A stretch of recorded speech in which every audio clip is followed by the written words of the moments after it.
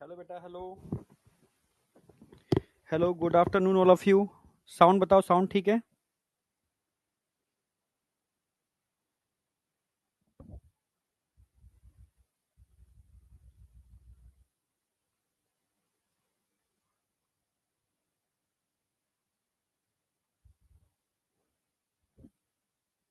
हाँ बेटा, sound perfect है क्या? हाँ, तबीयत बस फीवर था बेटा। ठीक है, मेडिसिन ले ली है मैंने। और हेडेक बहुत ज़्यादा था। ठीक है।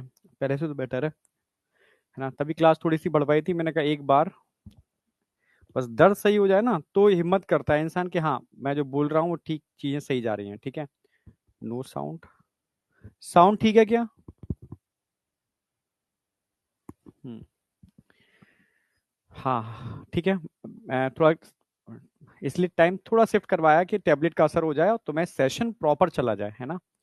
और सेशन में मैं बता देता हूँ कि अभी दिवाली की कुछ छुट्टियां हैं आपकी। ठीक है, तो उसके अंदर केमिस्ट्री और फिजिक्स की तो छुट्टी आपकी रहेगी। पर बायो को थोड़ा सा हम लोगों ने एडजस्ट किया है, मैं बता देता हूँ। अ, ठीक है। दिवाली में बॉटनी के सेशन तुम्हें थोड़े से मिल जाएंगे। ठीक है। और जब बॉटनी के सेशन लगे होंगे ना, क्योंकि उस समय शायद तरुण सर ठीक है, अपने गांव जाएंगे दिवाली के बाद। तो उन दिनों शायद मैं ले रहा हूँ उनके सेशन। समझ रहे हो, जिससे कि चीजें एडजस्ट हो जाएंगी, बायो तुम्हारी ठीक मतलब चली जाएगी। अभी छुट्टियों में कुछ एक्स्ट्रा सेशन तरुण सर ले लेंगे, क्योंकि और कोई क्लास नहीं होगी उन छुट्टियों में, ना फिजिक्स ना केमिस्ट्री, है ना।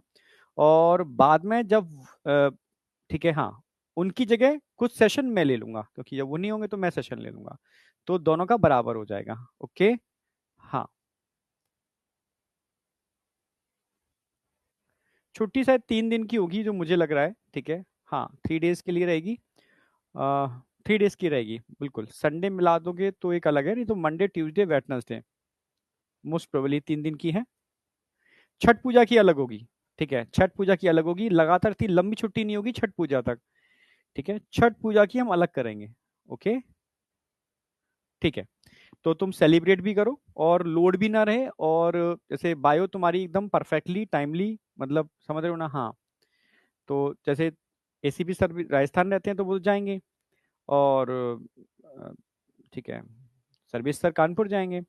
तो मैं और तरुण सर हम चीजें थोड़ी सी एडजस्ट कर लेंगे। ओके। हाँ, छठ पूजा की छुट्टी होगी तो 1 या 2 दिन की होगी। जस, ठीक है, टेंशन मत करो। तो बस छठ पूजा की जब छुट्टी होगी ना, तो मेन छठ पूजा होती है उस दिन। मैं नहीं पढ़ाऊंगा। पर समझ रहे हो ना, हाँ, उन उन छुट्टियों में मैं पढ़ाऊंगा, क्योंकि शायद तरुण सर गोरखपुर जाएंगे। ठीक है। तो उधर के टाइम को मैं यूटिलाइज कर लूंगा। क्लियर, बिल्कुल, जैसे कि दोनों का बराबर हो जाएगा, है ना। ओके। चलो, अब मैं स्टार्ट कर देता हूँ। लेक्चर नंबर 2 है, जैसे कि हम लोग रिवीजन करते हैं। तो आज का टारगेट क्या है? एक तो मैं पूरा रिवीजन कराऊंगा लास्ट लेक्चर का प्रॉपर तरीके से।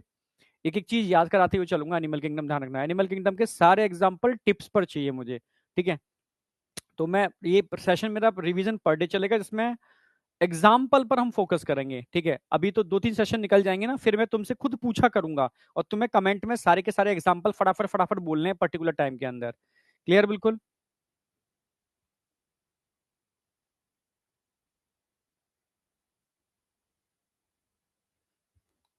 देखो, वैसे तरुण सर से मेरा डिस्कशन तो हुआ है, ठीक है, और सर्विस सर से भी हुआ है। ठीक है ना, तो उसकी टेंशन मत करो।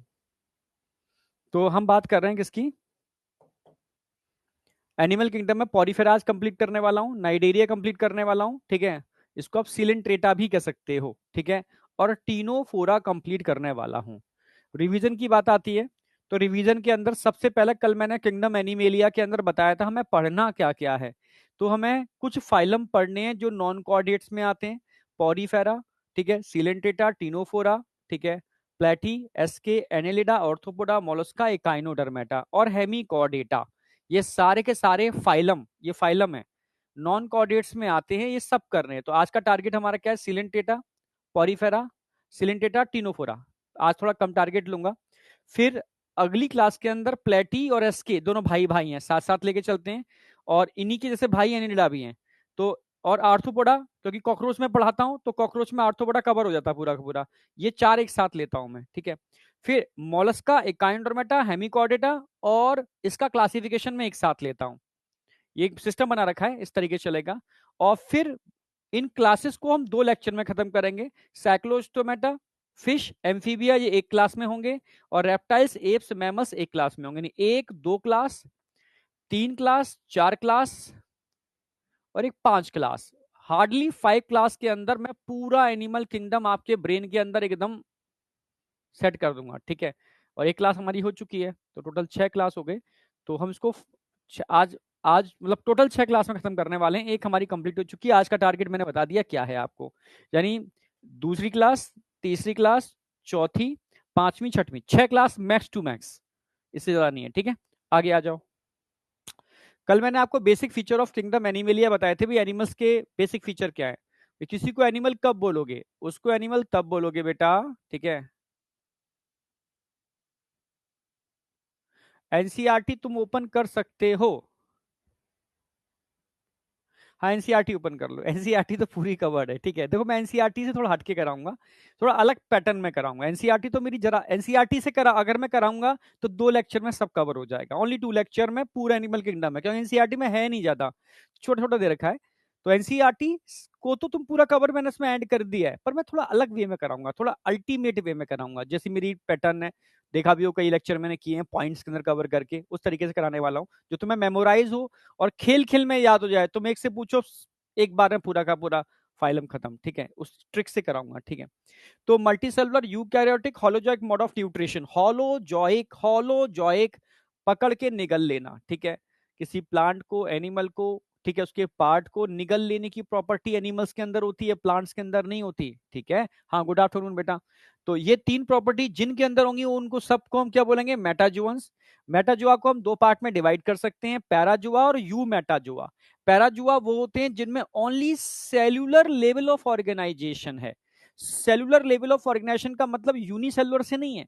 सेलुलर लेवल ऑफ ऑर्गेनाइजेशन का मतलब है ऐसे एनिमल जो छोटी छोटी सेल के मिलने से बने हैं, जिसमें हर सेल का अपना अलग फंक्शन होता है। समझ रहे हो, यानी वहां पर टिश्यू नहीं है, वहां पर ऑर्गन नहीं है, सेलुलर लेवल पर फंक्शन हो रहे हैं, ठीक है। तो उसको सेलुलर लेवल ऑफ ऑर्गेनाइजेशन कहते हैं, जो पॉरीफेरा में देखने को मिलता है। तो पॉरीफेरा एक्चुअल में मतलब पुराने टाइप के, प्रोटोटाइप के आप कह सकते हो, ठीक है, पैराजोअन से। हाँ, यू मेटाजोन्स की बात करता हूं जिनमें टिश्यू ऑर्गन या organ system level of organisation होता है, वो सारे सारे यू मेटाजोन्स हैं। सीलेंट्रेटा से लेकर के कॉर्डेटा सारे के सारे यू मेटाजोआ हैं। क्लियर है बिल्कुल, ओके। यहां तक कोई डाउट? चल, अब बात करते हैं बेसिस ऑफ क्लासिफिकेशन। अगर मैं बेसिस ऑफ क्लासिफिकेशन की बात करता हूं तो पहला आपको समझना है लेवल ऑफ ऑर्गेनाइजेशन।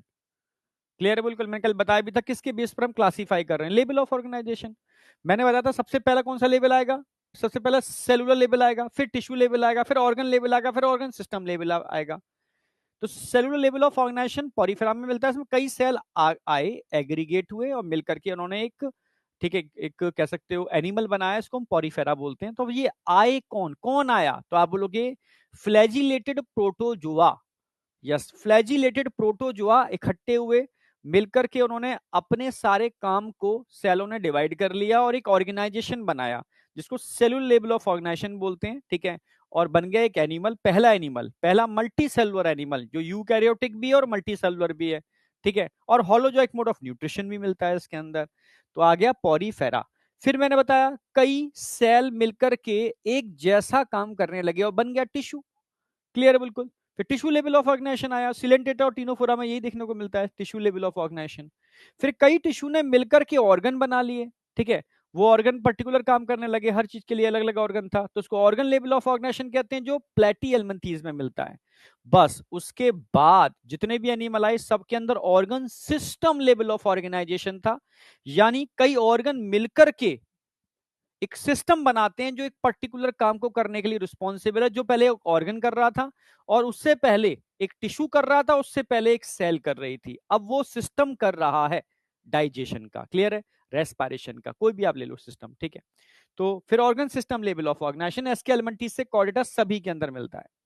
अब बात आती है, क्या sir organ system level of organisation में भी कुछ पैटर्न देखने को मिलते हैं? यस, पैटर्न बोल सकते हो, कॉम्प्लेक्सिटी बोल सकते हो, इनमें भी कुछ पैटर्न देखने को मिलते हैं, उसके बेस पर भी आप एनिमल को क्लासिफाई कर सकते हो। जैसे कई हमने देखा डाइजेस्टिव सिस्टम में, समझना ये भी दो टाइप का था, इनकम्प्लीट, कंप्लीट। अगर एक ही माउथ है जिससे फूड इन भी कर रहा है और आउट भी हो रहा है, single opening act as mouth and anus, तो इसको इनकम्प्लीट डाइजेस्टिव सिस्टम बोलेंगे। हाँ, अगर दो सेपरेट ओपनिंग है, दो सेपरेट ओपनिंग है, माउथ भी है और एनस भी है, ट्यूब विद इन ट्यूब, यहां से खाना आ रहा है, यहां से जा रहा है, कंप्लीट एलिमेंट्री केनाल है, तो इसको कंप्लीट डाइजेस्टिव सिस्टम बोलेंगे। ठीक है, तो ये कहां देखने को मिलेगा, सीलेंट्रेटा, टीनोफोरा और प्लेटियलमंथीज।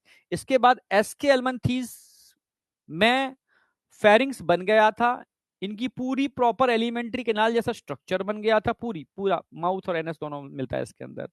फिर यहां से लेकर के कॉर्डेटा सब के अंदर कंप्लीट डाइजेस्टिव सिस्टम होता है। दो सेपरेट ओपनिंग होती हैं, खाने को इन करने के लिए और एक खाने को आउट करने के लिए। यहां तक समझ में आया?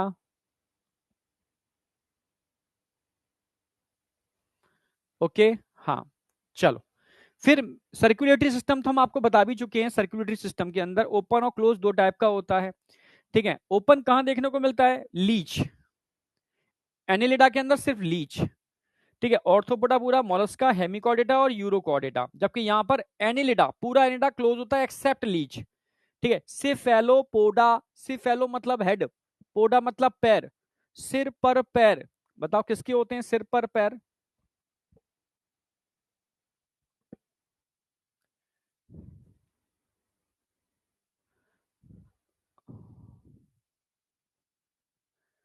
सिर पर पैर। हाँ, एनसीईआरटी अपडेट है, एनसीईआरटी इतनी अपडेटेड है, टेंशन मत करो, फ्यूचर में भी एनसीईआरटी अपडेट होगी, वो भी पूरी इसके अंदर इंक्लूड है। ठीक है, क्योंकि मैं कराई इस तरीके से रहा हूँ। ठीक है, हाँ, क्योंकि मतलब मेरा एनिमल किंगडम कराने का पैटर्न बिल्कुल अलग है। आप किसी भी लेवल की एनसीईआरटी, कोटपाल, कुछ भी पढ़ लोगे, ठीक है, सब सब कुछ गागर में सागर है, जरा सा कराऊंगा और उसके बाद तुम कुछ भी कर लेना, किसी भी लेवल क्वेश्चन कर लेना, सब हो जाएगा। ठीक है, हाँ। ऑक्टोपस, ऑक्टोपस के सर के चारों तरफ पैर होते हैं। ठीक है, तो सेफेलोपोडा में ऑक्टोपस आता है, मोलस्का के अंदर अकेला ये है जिसमें क्लोज सर्कुलेटरी सिस्टम होता है। कॉर्डेटा में तो होता है ये बस, एक्सेप्ट यूरोकॉर्डेटा, ये इनिशियल कॉर्डेट्स थे तो इनमें ओपन होता है, बाद में सारे कॉर्डेट्स में क्लोज होता है। तो मेनली ध्यान रखना है एनिलिडा, कॉर्डेटा और सेफेलोपोडा, तीन एग्जांपल ध्यान रखने हैं आपको। चलो, अब छोटा छोटा था सिमेट्री। भाई एनसीईआरटी पढ़ोगे तो एनसीईआरटी में स्पॉन्जेस एसिमेट्रिकल दे रखे हैं, बट ये समझना लाइन होती है, mostly sponges are asymmetrical but some sponges so radial symmetry. Yes, NCERT में साइकोन का डायग्राम बना रखा है और साइकोन में तो रेडियल सिमेट्री मिलती है, तो पर मोस्टली स्पॉन्जेस एसिमेट्रिकल होते हैं, बट कई एग्जांपल ऐसे भी हैं जिनमें रेडियल सिमेट्री मिलती है। इसको मैं आज कराने वाला हूं। ठीक है, मोस्टली स्पॉन्जेस एसिमेट्रिकल होते हैं, ठीक है, जिनमें कोई सिमेट्री होती ही नहीं है। सिमेट्री का मतलब है, कल मैंने बताया भी था, एक imaginary straight line which pass from centre of the body, उसको एक्सिस कहते हैं। ठीक है, और एक फ्लैट सरफेस आप ले लो, अब किसी भी एनिमल को उस एक्सिस से दो पार्ट में डिवाइड कर पा रहे हो, ओनली एक ही प्लेन में, ओनली एक ही प्लेन में दो पार्ट में डिवाइड कर पा रहे हो, तो बाइलेटरल सिमेट्री। एक से ज्यादा प्लेन में, एक से ज्यादा प्लेन में आप दो पार्ट में डिवाइड कर पा रहे हो, एक से ज्यादा, दो तीन चार कोई भी, तो इसको आप रेडियल सिमेट्री बोलोगे। किसी भी प्लेन में आप इसको दो पार्ट में डिवाइड नहीं कर पा रहे, कुछ भी करके नहीं कर पा रहे, ठीक है, तो इसको क्या बोलते हैं हम, एसिमेट्री। तो मोस्टली स्पॉन्जेस एसिमेट्रिकल होते हैं। रेडियल सिमेट्री सब स्पॉन्जेस में मिलती है, नाइडेरिया, टीनोफोरा में मिलती है और एडल्ट इकाइनोडर्मेटा में मिलती है। प्लेटी से लेकर के कॉर्डेटा सब के अंदर बाइलेटरल सिमेट्री मिलती है। कल मैंने समझाया भी था, मान लो सेंटर एक्सिस है, सेंटर एक्सिस से एक प्लेन ये हो गया और एक प्लेन ये हो गया, दो या दो से ज्यादा प्लेन में अगर किसी को डिवाइड कर रहा हूं तो सिमेट्री कौन सी होगी, रेडियल सिमेट्री होगी। सिर्फ एक ही प्लेन में, सेंटर एक्सिस से एक ही प्लेन में लेफ्ट और राइट दो पार्ट में डिवाइड कर पा रहा हूं तो सिमेट्री कैसी होगी, बाइलेटरल सिमेट्री होगी। नेक्स्ट, फिर मैंने जर्म लेयर के बेस पर भी क्लासिफिकेशन किया था। मैंने बोला था बेटा, जब स्पर्म ओवा को फर्टिलाइज करता है तो जाइगोट बनता है, उससे दो लेयर भी बनते हैं और तीन लेयर भी बनते हैं। कुछ एनिमल में दो ही लेयर बनते हैं जिनसे पूरी बॉडी बनती है, पर कुछ एनिमल में तीन लेयर बनते हैं जिनसे पूरी बॉडी बनती है। ठीक है, जैसे ह्यूमन की बात करते हैं तो यहाँ पर तीन लेयर बनते हैं, एक्टो, मीजो, एंडो। तो इसके बेस पर भी आप एनिमल को क्लासिफाई कर सकते हो, डिप्लोब्लास्टिक जिसमें दो ही लेयर होते हैं, एक्टो और एंडो, मीजो नहीं होती, ध्यान रखना। तो सीलेंट्रेटा और टीनोफोरा में डिप्लोब्लास्टिक कंडीशन मिलती है। हाँ, ट्रिप्लोब्लास्टिक कंडीशन क्वेश्चन आएगा कि ट्रिप्लोब्लास्टिक एनिमल बताओ जिसमें पहली बार मीजोडर्म बनी थी। तो पहली बार मीजोडर्म किसमें आई होगी? प्लेटिहेल्मिन्थीज में फर्स्ट टाइम बनी थी, फर्स्ट टाइम डेवलप इन प्लेटिहेल्मिन्थीज। ठीक है, तो एक्टो मीजो एंडो 3 लेयर होती हैं, उसको ट्रिप्लोब्लास्टिक बोलते हैं। ठीक है, प्लेटी से लेकर के कॉर्डेटा सब के अंदर ट्रिप्लोब्लास्टिक कंडीशन देखने को मिलती है।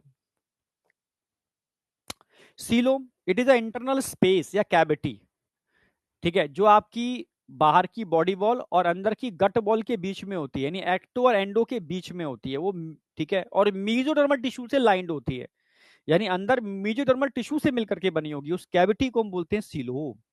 इसके बेस पर भी आप एनिमल को क्लासिफाई कर सकते हो, एसिलोमेट, सूडोसिलोमेट और यूसिलोमेट। एसिलोमेट का मतलब है जिसमें सीलोम नहीं होती, सीलोम एब्सेंट होती है। हाँ बेटा, आज मेरी वाईटी पे क्लास लगी हुई है तो वो शायद नहीं हो पाएगी, ठीक है, क्योंकि एनर्जी लेवल फिर बिगड़ जाएगा मामला बहुत ज्यादा। तो वाईटी के 2 सेशन हैं, तो कल शायद कल कल ले सकते हैं, कल या परसों मैं बता दूंगा आपको, ठीक है। 2 सेशन में डाल दूंगा अभी, है ना। उसके बाद आपका ह्यूमन फिजियो कंप्लीट हो जाएगा, और मेरी टारगेट वाला जो मैं काम देना चालू कर रहा हूँ वो मैं चालू कर दूंगा दिवाली के बाद, मान के चलो, ठीक है, छठ पूजा के बाद। आप कमर कस के आ जाना 11th के रिवीजन के लिए, ठीक है। हाँ, छठ पूजा के बाद आपका 11th का रिवीजन चालू कर देंगे तेजी से, बहुत बेहतर तरीके से, ठीक है, समझे। हाँ, जिससे कि मतलब आप, मतलब वास्तव में अगर 11th का रिवीजन नहीं किया ना तो आप बहुत पीछे रह जाओगे। 11th बहुत जरूरी है यार, ठीक है। हम जल्दी जल्दी करते चले जा रहे हैं, करते चले जा रहे हैं, और फिर जब 12th खत्म होंगे फिर पीछे मुड़ के देखेंगे तो समय निकल चुका होगा, फिर रिवर्ट होना बड़ा मुश्किल होता है, ठीक है। तरीका यही है कि जैसे हम ओएमआर भरते हैं ना, कि पहले भाई जूलॉजी पूरी कर ली, भर लो जूलॉजी, फिर बॉटनी कर लो, भर लो पूरी, ठीक है, फिर फिजिक्स कर लो, भर लो पूरी, फिर केमिस्ट्री कर लो, भर लो पूरी, ठीक है। नहीं तो क्या होगा, तुम पूरा पेपर कर गए और 10 मिनट बचे हैं, अब गोले भरे नहीं तुमने एक भी, तो एकदम डिमोटिवेट हो जाओगे, बस फैल जाओगे, और आता हुआ पेपर सब कचरा होकर चला जाएगा। तो वो काम नहीं करना है, ठीक है। ये ऐसी डिमोटिवेशन यहाँ पर होता है। आपको करना क्या है, पहले 11th आप पूरी कंप्लीट कर चुको, और उसके बाद उसका प्रॉपर रिवीजन कर लो, धीरे धीरे 12th हम चालू करेंगे, ठीक है। और फिर बाद में 12th खत्म करो, और फिर एक बार पूरा रिवीजन करो, ठीक है। और फिर लगातार mock test test test test, और एकदम तैयार हो जाओ बिल्कुल, समझ रहे हो, हाँ, मेन अखाड़े में उतरने के लिए। चलो, तो मैंने बताया ए सीलोम जिसमें सीलोम नहीं होती। भाई डिप्लोब्लास्टिक एसिलोमेट भी होते हैं, इसमें तो मीजोडर्म होती ही नहीं है। एक ट्रिप्लोब्लास्टिक एसिलोमेट भी होते हैं, ठीक है। इनमें सीलो, भाई मीजोडर्म तो है, पर ये मीजोडर्म सॉलिड है, सॉलिड है, अभी इसने स्प्लिटिंग करके कोई कैविटी नहीं बनाई, तो प्लेटिहेल्मिन्थीज में देखने को मिलेगी। सूडोसिलोम, भाई यहां मीजोडर्म सॉलिड नहीं है, यहाँ छोटे छोटे पैकेट्स बन चुके हैं, मैंने डायग्राम में दिखाया भी था आपको, छोटे छोटे पैकेट्स बन चुके हैं, छोटे छोटे पैकेट्स बन चुके हैं, तो मीजोडर्मल पैकेट देखने को मिल रहे हैं, तो ऐसी सीलोम को हम क्या बोलेंगे, स्यूडोसीलोम, ठीक है। और ट्रू सीलोम क्या होती है, भाई बाहर एक्टोडर्म, अंदर एंडोडर्म, और बीच में मीजोडर्मल टिश्यू से प्रॉपर लाइनिंग हो रही है, लाइनिंग हो रही है और कैविटी बन रही है, इसको एक्चुअल में आप यू सीलोम बोलोगे, ठीक है। इसको एक्चुअल में आप यू सीलोम बोलोगे। तो एस्केल्बंथीज में सूडोसीलोम मिलती है। यू सीलोम की बात करते हैं तो यू सीलोम आपके सामने है, ट्रू सीलोम बोलते हैं। एक्टो और एंडो के बीच में मीजोडर्मल टिश्यू से मिलकर बन रही है, एनिलिडा से चालू होती है, और कॉर्डेटा सारे एनिमल्स के अंदर मिलती है। एनिलिडा से कॉर्डेटा सारे एनिमल के अंदर मिलती है, क्योंकि एनिडा के अंदर पहली बार ट्रू सिलोम बन गई थी, क्योंकि एसके एल्मंथीज में सूडो है, और एसके के बाद क्या आता है, एनिलिडा। सीक्वेंस आपको याद रखनी है, ध्यान रखना। अब उस सबके पास ट्रू सिलोम मिलेगी, जो रटने की जरूरत ही नहीं है, ठीक है। पर हाँ, देखा गया कि ये ट्रू सिलोम थोड़ा डिफरेंट तरीके से बनती है। कुछ एनिमल में बनने का तरीका अलग है, तो कुछ एनिमल में बनने का तरीका अलग है। कुछ एनिमल में ये मेसोडर्मल टिश्यू की स्प्लिटिंग से बन रही है, कुछ एनिमल के अंदर मेसोडर्मल टिश्यू उनकी गट में होते हैं, उसकी इंटेस्टाइन में होते हैं, ठीक है, वहां से उसकी आउट पॉकेटिंग होती है, इसलिए इसको एंटेरोसीलोम बोलते हैं। इंटेस्टाइनल मेसोडर्मल टिश्यू की आउट पॉकेटिंग से बन रही है, ठीक है। तो साइजोसीलोम और एंटेरोसीलोम, स्प्लिटिंग ऑफ मेसोडर्मल टिश्यू और out pocketing of embryonic mesoderm, ठीक है। तो एनिलिडा, ऑर्थोपोडा, मोलस्का, यहां पर आपको साइजोसिलुम देखने को मिल जाएगी। हाँ, पर एकाइनोडर्मेटा से कॉर्डेटा सबके अंदर आपको एंटेरोसिलोम मिलेगी, समझे। आपसे पूछा जाएगा, 4 एग्जांपल दिए जाएंगे, एनिडा, ऑर्थोपोडा, मोलस्का, एकाइनोडर्मेटा, बताओ ह्यूमन का क्लोज, सबसे क्लोज कौन है। इन चारों में ह्यूमन का सबसे क्लोज कौन है on the basis of coelom, coelom के बेस पर, जरा बताओ। मीजोग्लिया जेल है, ठीक है, हाँ, सिलिंडेटर टीनोफोरा के अंदर मीजोग्लिया भरा होता है, जेली लाइक सब्सटेंस होता है, वो कोई सेल नहीं होती, जेल होता है, इसलिए बच्चे कंफ्यूज हो जाते हैं, जेली है, ठीक है। तो ध्यान रखना एकाइनोडर्मेटा हमारे सबके सबसे क्लोज हैं, क्यों बेटा? क्योंकि इनके पास जो सीलोम बंद होती है वही सीलोम हमारे पास होती है, यानी एंटेरोसीलोम, इनके पास भी एंटेरोसीलोम है, हमारे पास भी एंटेरोसीलोम है, यहां तक कोई डाउट नहीं होना चाहिए, ठीक है। मैंने पूरा बनने का तरीका भी बता दिया था। देखो मेजोडर्मल टिश्यू की स्प्लिटिंग से जो बन रही है, और ये मेजोडर्मल टिश्यू गट में है, उनकी आउट पॉकेटिंग से बन रही है, इसलिए इसको एंटेरोसीलोम बोलते हैं। सेगमेंटेशन कल मैंने समझाया था। देखो ऐसा नहीं है कोई एनिमल बाहर से सेगमेंटेड है तो आपको उसको सेगमेंटेशन बोल दोगे, नो। जैसे प्लेटियर मंथीज की बात करता हूं, बाहर से देखने में तो सेगमेंटेड होते हैं, पर ये ट्रू सेगमेंटेशन नहीं है। ट्रू सेगमेंटेशन का मतलब है अगर बॉडी बाहर से सेगमेंटेड है और इंटरनल ऑर्गन की पोजीशन बाहर के सेगमेंट के अकॉर्डिंग फिक्स है, ठीक है, किसी एनिमल में 5वें सेगमेंट के नीचे अगर कोई ऑर्गन मिलता है, या किसी एनिमल में 6वें सेगमेंट के नीचे कोई ऑर्गन मिलता है, ठीक है, तो वो सारे एनिमल में ऐसा ही मिलना चाहिए, तो उसको बोलते हैं इनके इंटरनल ऑर्गन की पोजीशन बाहर के सेगमेंट के अकॉर्डिंग फिक्स है, यानी इंटरनल ऑर्गन भी सेगमेंटेड हैं, समझे ना मेरी बात? हाँ, इसी को सेगमेंटेशन बोलते हैं। समझ में आया? Metameric segmentation, true segmentation. तो मेटामेरिक मत भूल जाना, मेटामेरिक सेगमेंटेशन का मतलब है ट्रू सेगमेंटेशन, यानी external division correspond to internal division, यानी position of internal organ according to external division fixed है, तो ये मेटामेरिक सेगमेंटेशन है, जो आपको एनिलिडा यानी अर्थवॉर्म में देखने को मिलता है, हम पढ़ते भी हैं, उसे पढ़ाते भी हैं कि इसे सेगमेंट के नीचे ये होता है, और कॉकरोच में तो मैं पढ़ाऊंगा ये ऑर्थोपोडा के अंदर, ठीक है। और इसके अलावा कॉर्डेटा, सारे कॉर्डेटा यानी हम भी इसमें इंक्लूड हैं, हमारे अंदर भी सेगमेंटेशन मिलता है, ठीक है। जरूर नहीं पूरी बॉडी में सेगमेंटेशन हो, पर मैक्सिमम हमारे जो ऑर्गन होते हैं वो एब्डोमिनल कैविटी में होते हैं, तो इंटरनल ऑर्गन की पोजीशन यानी आपके एब्डोमिनल कैविटी में मिलने वाले ऑर्गन की पोजीशन बाहर के सेगमेंट के अकॉर्डिंग फिक्स है, तो इसको हम मेटामेरिक सेगमेंटेशन बोलेंगे। अब बताओ समझ में आई या नहीं आई यहां तक? अंदर से बॉडी सेगमेंट नहीं है, अंदर से सेगमेंट का मतलब है बेटा कि इंटरनल ऑर्गन की पोजीशन बाहर के सेगमेंट के अकॉर्डिंग फिक्स्ड है, समझे?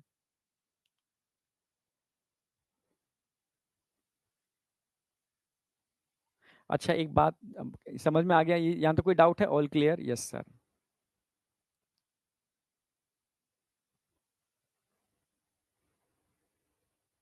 एक बात ध्यान रखना बेटा, मैं जनरल बात कह रहा हूँ क्योंकि कल एक दो बच्चों से मेरी बात हुई तो थोड़ा सा मैं भी थोड़ा सा लगा मुझे, क्योंकि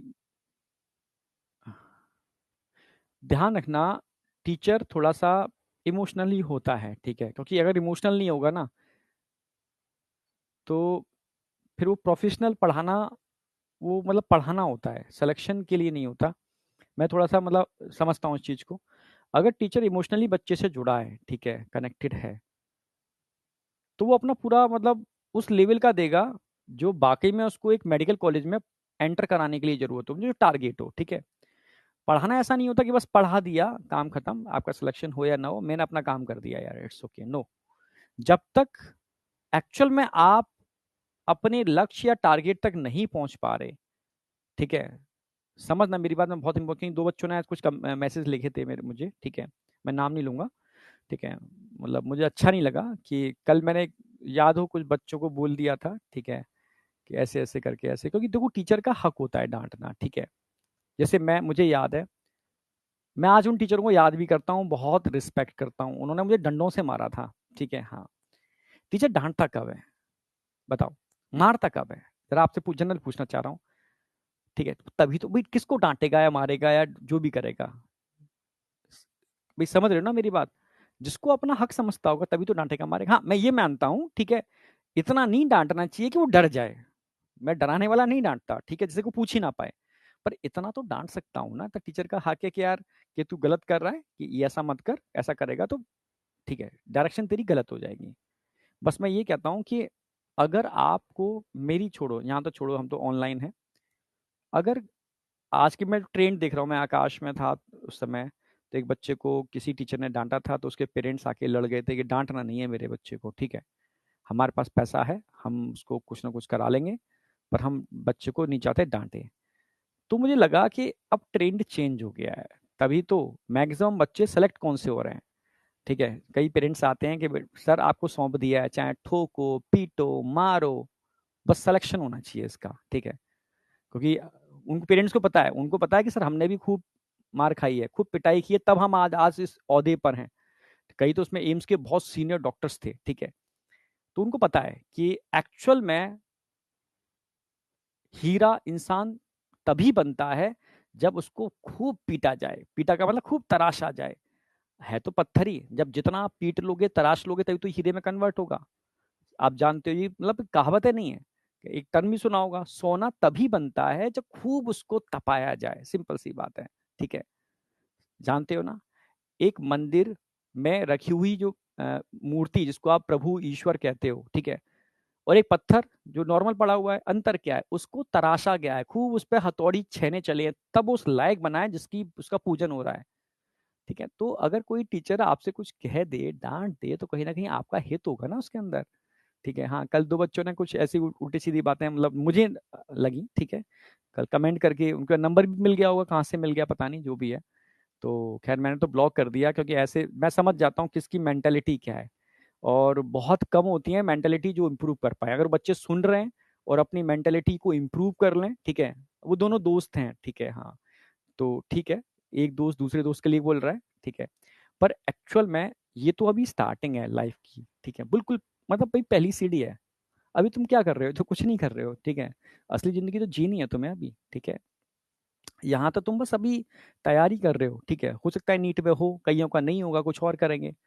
जिंदगी के अंदर, ठीक है, माता पिता पहले गुरु होते हैं, और दूसरा गुरु टीचर होता है, जो वास्तव में, मतलब मैं ये नहीं कह रहा कलयुग में, कलयुगी गुरु भी बहुत सारे हैं, ठीक है, पर अगर कोई टीचर दिल से जुड़ा हुआ है, ठीक है, वो अपने बच्चों का हित चाहता है, वो चाहता है या तो सेलेक्ट हो या नहीं अच्छी जगह पहुंचे, ठीक है, तो उसका मतलब डिसरिस्पेक्ट मत करना, मतलब एक, मतलब मैं सच कह रहा हूँ, आपको लगेगा यार हम तो सब कुछ ले लिया, हम तो सीख गए, हम तो कुछ भी कर लेंगे, जब समय आएगा, जब समय आएगा तो वो चीज काम नहीं करेगी, आपकी ध्यान रखना, कितना भी आप ज्ञान ले लो, ठीक है, आप सोचो कि टीचर से हम तो ऑनलाइन सीख लेते हैं, आप तो गाली दे दो उसको कुछ भी, ठीक है, कुछ भी बोल दो, ठीक है, अब तो हम सीख गए, अब हमें कुछ फर्क नहीं पड़ता, खूब गाली देंगे इसको, ठीक है, लिख लो, ये लिख लो, कितना भी कलयुग आ जाए, जब समय आएगा वो ज्ञान आपके यूटिलाइज ही नहीं होगा, ठीक है, चाहे वो एग्जाम दो या कुछ भी करो, ठीक है, किसी भी टीचर का हो या कोई गुरुजन हो, ठीक है, या माता पिता हो, यार इनका डिसरिस्पेक्ट रिस्पेक्ट मत करना, चाहे वो तुम्हें मारें पीटे कुछ भी करें, ठीक है, पर अपनी तरफ से डिसरिस्पेक्ट मत करना, क्योंकि अगर वहां से निगेटिव एनर्जी वैसे निकलती नहीं है, इतनी आसानी से नहीं निकलती, पर अगर निकल गई ना, तो वो बेटा अच्छी नहीं होती, ठीक है, क्योंकि माता पिता अपने बच्चों का, कितना भी बुरा बच्चा हो, पर बच्चे अपने बच्चे को डांट लेंगे, मार देंगे, कुत्ता गधा कह देंगे, पर उनसे दिल से पूछना, वो उनके लिए हीरा है, ठीक है। तो ऐसे ही टीचर के लिए अपने बच्चे बिल्कुल हीरे होते हैं, ठीक है। बस उनको लगता है कि देखो, अगर मुझे बच्चे से कोई मतलब ना हो, ठीक है, तो मैं डांटू ही नहीं जाता है, ऐसी कम तैसी में जाए, ठीक है, मैं तो पढ़ा रहा हूँ बेस्ट, तो ये समझ में आया तो ठीक है, नहीं आया तो मत आ, ठीक है। पर मुझे पता है कि अगर कोई गड़बड़ कर रहा है, ठीक है, तो उतना जरूर डांट दो कि हाँ वो समझ जाए कि सही क्या है, गड़बड़ गलत क्या है, ठीक है, इतना ही मत डांटो कि यार वो डर ही जाए, वो भी मेरा एक रहता है, ठीक है। तो डराना नहीं है, जिससे आप खुल के पूछ पाओ चीजें, ठीक है, और पूछने का तरीका होता है, ठीक है, तो आपको पता होना चाहिए पूछने का तरीका क्या है, ओके। क्योंकि मेरे संग होता नहीं है, क्योंकि मेरी इतनी हुई लाइफ के अंदर आज तक बच्चे मुझसे कभी डिसरिस्पेक्ट तरीके से बोले नहीं है, ऑफलाइन के अंदर। पर ये ऑनलाइन है ना, ऑनलाइन में तो समझ रहे हो, तभी तो मैंने बच्चों को बोला भी था कि ऑनलाइन में कंटेंट ऑफलाइन से कई गुना बेहतर होता है, कई गुना बेहतर होता है, पर फिर भी सिलेक्शन रेशियो कम होता है, क्यों? क्योंकि बच्चे का टीचर का कनेक्शन नहीं हो पाता, फीलिंग, कनेक्शन, इमोशन, आप समझ रहे हो भाई। तुम्हें क्या लगता है, जो बॉर्डर पर सोल्जर खड़ा हुआ है वो 30-40 हजार रुपए की नौकरी के लिए गोली खाता है? आप बताओ, ठीक है, तुमसे कहूँ 30 हजार रुपए दे रहा हूँ, बॉर्डर पे जाओ कि लड़ाई चल रही है, गोली खा के आओ, खा लोगे गोली? नहीं खाओगे। गोली वो इसलिए खाता है क्योंकि वो इमोशन से जुड़ा हुआ है, 30-35-40 हजार रुपए की सैलरी से नहीं जुड़ा हुआ। वो अपने हिंदुस्तान को भारत माता समझता है, माँ है मेरी, ठीक है, और माँ पे आंच आ जाए तो मैं आने नहीं दूंगा, चाहे खून के कतरे कतरे निकल जाए, तो इस इमोशन से जुड़ा होता है, तब वो लड़ पाता है, ठीक है, तो तुम भी फाइट ही कर रहे हो बेटा, ठीक है। जब तक इमोशन से कनेक्ट नहीं होगे किसी भी चीज से, किसी भी चीज से जब इमोशन नहीं जोड़ेंगे ना, आप कभी जिंदगी में कुछ बड़ा कर ही नहीं सकते, ठीक है। क्योंकि हर चीज को बड़े लेवल पे ले जाने के लिए इमोशन का कनेक्ट होना बहुत जरूरी है, ठीक है। इमोशन ही एक्चुअल में पावर होती है, जो कहते हैं ना, जो अल्टीमेट पावर होती है ब्रेन की, वो इमोशन, इमोशन से आती है। अगर मुझे कोई फॉर्मेलिटी का ये चीज है तो इमोशन, अगर मेरे अंदर इमोशन नहीं है तो बेटा मेरे अंदर वो पावर आ ही नहीं सकती, बहुत बड़ा मैं कर ही नहीं सकता।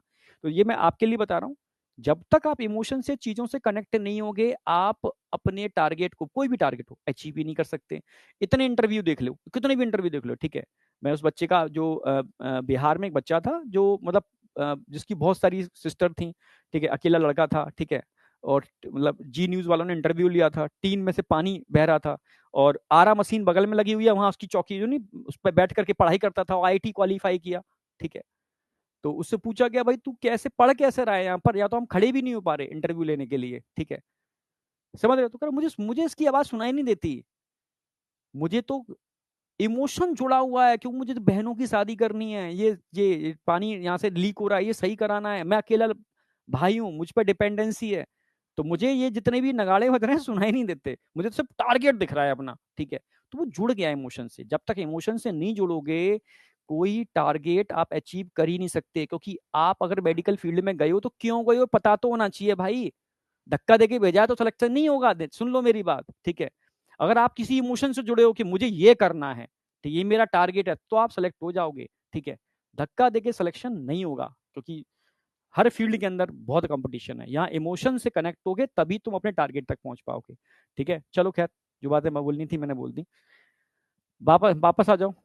हाँ अच्छा, नोटोकॉर्ड का मैंने बताया नहीं था, शायद वहीं तक बताया था। नोटोकॉर्ड समझ लो, इसको मैं अभी कॉर्डेटा में बहुत डिटेल में बताने वाला हूँ विद डायग्राम। तो कॉर्डेटा यहीं से स्टार्ट होता है, नोटोकॉर्ड से। तो एक तो होते हैं नॉन कॉर्डेट जिनमें नोटोकॉर्ड नहीं होती, और एक होते हैं कॉर्डेट जिनके अंदर नोटोकॉर्ड होती है। नोटोकॉर्ड की अगर बात करूं तो ये आपकी बैकबोन होती है, ठीक है, ठीक है। इस बैकबोन का फॉर्मेशन नोटोकॉर्ड से होता है कॉर्डेटा के अंदर, मैं बताता हूं अभी। तो इट इज सपोर्टिंग स्ट्रक्चर, ठीक है। एंडोस्केलेटन है जो हमारा सपोर्टिंग स्ट्रक्चर है, नोटोकॉर्ड नहीं होगी तो हमारा एंडोस्केलेटन, समझ रहे हो, हम खड़े हैं इसी के बेस पे तो खड़े हैं, ठीक है। इलोंगेटेड होती है, रॉड लाइक स्ट्रक्चर होती है, फ्लेक्सिबल भी होती है। और ध्यान रखना, हमारे पूरे एंडोस्केलेटन का फॉर्मेशन एक्टोडर्म होता है, एंडोडर्म होता है, मीजोडर्मल से होता है। मीजोडर्मल ओरिजन है हमारी सारी बोन, कार्टिलेज, ठीक है, नोटोकॉर्ड, सब कुछ मीजोडर्म से मिलके बनी है। किससे मिलके बनी है? मीजोडर्म से, समझे।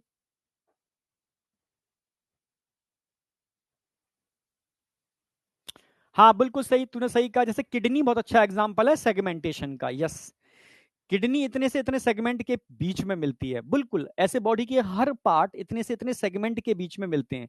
पर किडनी वाला जो केस बताया था मैंने, वो रिफ्स का केस बताया था, याद हो तुझे, ठीक है। हमने एबडोमिनल सेगमेंटेशन की बात नहीं की थी, ठीक है। सिफेलो मतलब होता है हेड, पोडा मतलब होता है पैर, बेटा बताया था मैंने, तूने सुना नहीं। सिफेलो मतलब, सिफेलो कहीं भी आ जाए, सिफेलाइजेशन, सिफेलो मतलब हेड, और हेड के चारों तरफ पैर, ऑक्टोपस में देखने को मिलते हैं। तो सिफेलोपोडा में ऑक्टोपस आता है जिसमें क्लोज सर्कुलेटरी सिस्टम होता है, जबकि जबकि वो मोलस्का के अंदर आता है। तो सारे मोलस्का के अंदर ओपन होता है एक्सेप्ट सिफेलोपोडा, ठीक है। हेड के अराउंड पोडा पैर, ठीक है, ऑक्टोपस। क्लियर बिल्कुल। हाँ बेटा, ममता देवी मैंने बताया है ना, तुम एक ही कमेंट को बार बार करोगे इससे क्या होगा, ठीक है। सुना भी तो करो, सिफेलोपोडा, ठीक है, सर के अराउंड पैर। अब आगे आ जाओ, तो समझ में आ गया, आपकी बैकबोन जो होती है वो नोटोकॉर्ड से बनती है, ठीक है। तो एब्सेंट किस में होती है? नॉन कॉर्डेटा में एब्सेंट होती है, कॉर्डेटा में प्रेजेंट होती है। इसके बेस पे तो डिवाइड किया था हमने, non Chordata and Chordata. Non Chordata जिसमें नोटोकॉर्ड नहीं होती, कॉर्डेटा जिसमें नोटोकॉर्ड होती है। डिटेल्ड में विद डायग्रामेटिकली मैं कॉर्डेटा में इसको बताने भी वाला हूं। In some chordata notochord is replaced by, भाई स्टार्टिंग में जो कॉर्डेट थे उनमें नोटोकॉर्ड थी, और आगे जाकर के वो नोटोकॉर्ड छोटे छोटे बोन्स के शेप में कन्वर्ट हो गई, जिसको वर्टिब्रल कॉलम बोलते हैं, ठीक है। In some chordata notochord is replaced by vertebral column, ठीक है। और इनको हमने नाम दिया वर्टिब्रेटा। यानी वर्टिब्रेटा किससे बने? भाई कॉर्डेटा से तो बने। भाई जो कॉर्ड, कुछ कॉर्डेटा जिन्होंने अपनी नोटोकॉर्ड को वर्टिकल कॉलम में कन्वर्ट कर लिया उनको वर्टिब्रेटा बोला, जो कन्वर्ट नहीं कर पाए तो उनमें नोटोकॉर्ड की नोटोकॉर्ड थी। पर ऑल आर कॉर्डेटा, पर कुछ कॉर्डेटा कन्वर्ट इनटू वर्टिब्रेटा, इसलिए सारे के सारे वर्टिब्रेटा, सॉरी सारे के सारे वर्टिब्रेटा कॉर्डेटा होते हैं, पर सारे के सारे कॉर्डेटा वर्टिब्रेटा नहीं होते, क्योंकि कुछ के अंदर नोटोकॉर्ड कन्वर्ट नहीं होती। ठीक है, तो all Chordata are not Vertebrata but all Vertebrata are Chordata. ये सब है तो आगे का, यहाँ का नहीं है, बट मैंने लिखा दिया है। ठीक है, क्योंकि आगे भी मैं इसको कराऊंगा कॉर्डेटा के अंदर। तो यहां तक ये कंप्लीट हो गया था आपका। इसको एनसीईआरटी ने समराइज किया था। ठीक है, एनसीईआरटी ने देखो एक स्टार बना के एकाइनोडर्मेटा के बारे में कहा गया है, तो सिमिट्री के बारे में कहा गया है। सिमिट्री का मतलब है एकाइनोडर्मेटा का जो एडल्ट है उसमें तो रेडियल सिमिट्री मिलती है, पर लार्वा के अंदर बायलेटरल सिमिट्री होती है। एडल्ट में रेडियल, लार्वा में बायलेटरल। एकाइनोडर्मेटा एग्जिबिट रेडियल और bilateral symmetry depending on stage. समझ गए ना कि एडल्ट है या लार्वा है, लार्वा है तो बायलेटरल, एडल्ट है तो रेडियल। ठीक है, चलो। तो किंगडम हम किसकी बात कर रहे हैं? एनीमेलिया। कैसा होता है? Multi cellular. Level of organisation, यहां सेलुलर भी देखने को मिलेगा और यहां पर टिश्यू ऑर्गन या ऑर्गन सिस्टम देखने को मिलेगा। समझ रहे हो? इनको बोलते हैं पैराजुआ, इनको बोलते हैं यूमेटाजुआ। अब आगे आ जाओ। सिमिट्री, जिनके अंदर सेलुलर लेवल ऑफ ऑर्गेनाइजेशन है, सेलुलर किसके अंदर? पॉरीफेरा के अंदर। तो वहां मोस्टली, अब देखो यहां क्या दे रखा है? Mostly asymmetrical. ये नहीं बोला ऑल आर एसिमेट्रिकल, क्या बोला? मोस्टली एसिमेट्रिकल, मतलब कुछ पॉरीफेरेंस रेडियल सिमेट्री भी शो करते हैं, क्योंकि यहां मोस्टली लिख रही है NCERT. Mostly asymmetrical but some show radial symmetry, क्योंकि मोस्टली लिखा है। अब मोस्टली नहीं लिखता तो मतलब ऑल आर एसिमेट्रिकल। ठीक है, तो मोस्टली एसिमेट्रिकल होते हैं। सीलोम एसिलोमेट होते हैं। Example Porifera. अब आ जाओ टिश्यू लेवल ऑफ ऑर्गेनाइजेशन में रेडियल सिमेट्री भी मिलती है और बायलेटरल भी मिलती है। ठीक है, अब रेडियल सिमेट्री कहां मिलेगी? जिनमें रेडियल सिमेट्री होगी, ठीक है, वो एसिलोमेट होंगे, पहली बात। और जैसे एग्जांपल कौन कौन से हैं इसके अंदर? सिलेंटेटा और टीनोफोरा एसिलोमेट है, डिप्लोब्लास्टिक है, रेडियल सिमेट्री होती है, टिश्यू लेवल ऑफ ऑर्गेनाइजेशन होता है। पर जिनमें बायलेटरल सिमेट्री होगी, क्योंकि बायलेटरल सिमेट्री प्लेटियलमेंथी से स्टार्ट हो जाती है, कॉर्डेटा तक सबके अंदर मिलती है। इनमें सिलोम, ध्यान रखना, एसिलोमेट भी होते हैं प्लेटियलमंथीज, सूडोसिलोमेट भी होते हैं एस्टियलमंथीज, और ट्रू सिलोमेट भी होते हैं, सारे के सारे बचे हुए। तो सिलोम समझ में आ गई, एग्जांपल समझ में आ गए आपको सारे के सारे। तो एनसीईआरटी के इस फ्लो डायग्राम से भी क्वेश्चन बन जाता है। पूछेगा सेलुलर जिसके अंदर होगा मोस्टली एसिमेट्रिकल होगा, एसिलोमेट है, पॉलीफेरा एसिलोमेट होते हैं। रेडियल सिमेट्री इन दोनों के अंदर मिलती है, दोनों ही एसिलोमेट हैं। बायलेटरल सिमेट्री इन सब के अंदर मिलती है, पर प्लेटी के अंदर सॉलिड मेसोडर्म होती है तो एसिलोमेट, यहां सूडोसिलोम बन गई थी, इन सब के अंदर ट्रूसिलोम बन गई थी। अब बताओ यहां तक कोई डाउट? यहां तक कोई भी डाउट? देखो सीलोम का कंफ्यूजन होना ही नहीं चाहिए बेटा। सीलोम एक कैविटी है, ठीक है, पर अगर एक नॉर्मल कैविटी है तो उसको सीलोम नहीं बोलोगे, इसको नॉर्मल स्पेस कैविटी बोलोगे। पर एक ऐसी कैविटी जो मेजोडर्मल टिश्यू से इंटरनली लाइंड है, एक ऐसी कैविटी जो आउटर बॉडी बॉल और गट बॉल के बीच में मिल रही है, और सबसे इंपॉर्टेंट चीज मेजोडर्मल टिश्यू से लाइंड है, मिलके बनी है, तो उसको हम सीलोम बोलते हैं। तो एक्चुअल में वो सीलोम है आपकी। ठीक है, चलो अब आ जाओ एक एक करके। तो सबसे पहले मैं बात करूंगा फाइलम पॉरीफेरा, बहुत अलग तरीके से कराऊंगा। ठीक है, पूरे फाइलम में इन पॉइंट्स में कन्वर्ट कर दूंगा, सेम तरीके का रिपीटेशन हर फाइलम में मिलेगा। यानी एक फाइलम तुम्हें याद हो गया तो लास्ट में एक सांस में तुम सारे फाइलम सुना दोगे। मुझे याद है अभी भी, ठीक है, साउथ एक्स का केस था, आकाश का ही। एक बच्चे ने, मैंने खिला के पूछा बता सारे फाइलम, ठीक है, ये बिना रुके उसने, मतलब एक सांस का मतलब है बिना रुके सारा इन्वर्टिब्रेटा उसने एक बार में सुना दिया था। और नीट के अंदर 180 में से 180 लेकर के आया था जूलॉजी के अंदर। ठीक है, हाँ, इतना याद है मुझे, मिठाई का डब्बा लेकर सेलेक्ट हुआ था, मिठाई का डब्बा लेकर के आया था। तो मुझे उस समय की बात कर रहा हूँ जब नीट नहीं होता था शायद, हाँ AIPMT होता था, यस, हाँ AIPMT होता था। हाँ, समझे? चलो आ जाओ। तो अब एक एक करके करेंगे। पॉरीफेरा, पौरी मतलब पोर, फेरा मतलब बियरर, पोर को बियर करने वाले, धारण करने वाले, पोर बियरर, पौरी फेरा, पोर बियरर एनिमल, ठीक है।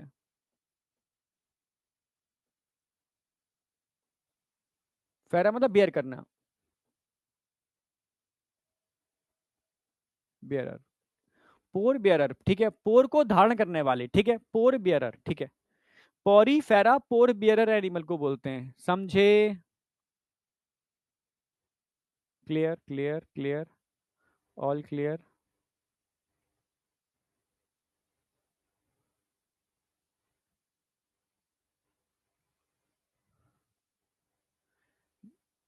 ऑल एनिमल कौन है? ममता देवी, अरे ममता बेटा तू समझ, ठीक है। All animal are Cephalopoda because head है सबके पास। सिफेलोपोडा का मतलब होता है, सिफेलो मतलब हेड,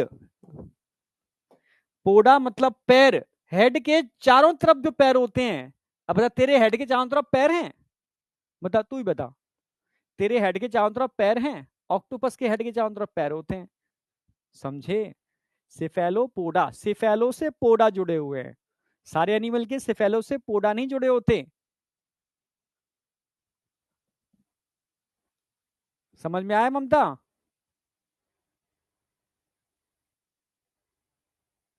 हाँ विनीत बेटा, मेरी तो कोशिश ये रहती है कि देखो, कंटेंट के बेस पर सिलेक्शन तो नहीं रुकेगा, चाहे एनटीए या जो भी कुछ हो, ठीक है, जो कंडक्टिंग ऑर्गेनाइजेशन हो, ठीक है, पेपर को टिपिकल करने की कोशिश भी करे, तो कंटेंट के बेस पर तो नहीं रुकता सिलेक्शन। मैं जो देखा है, कहीं ना कहीं आपकी स्ट्रेटेजी में कमी होती है, कहीं ना कहीं आपके, मैंने बताया ना, जुड़ाव, कनेक्शन, उसमें फेथ, जब अगर मैं, मतलब तुम मेरी बात सब शायद समझ नहीं पाओगे, अलग बातें थोड़ी मेरी अलग हटकी होती हैं बातें।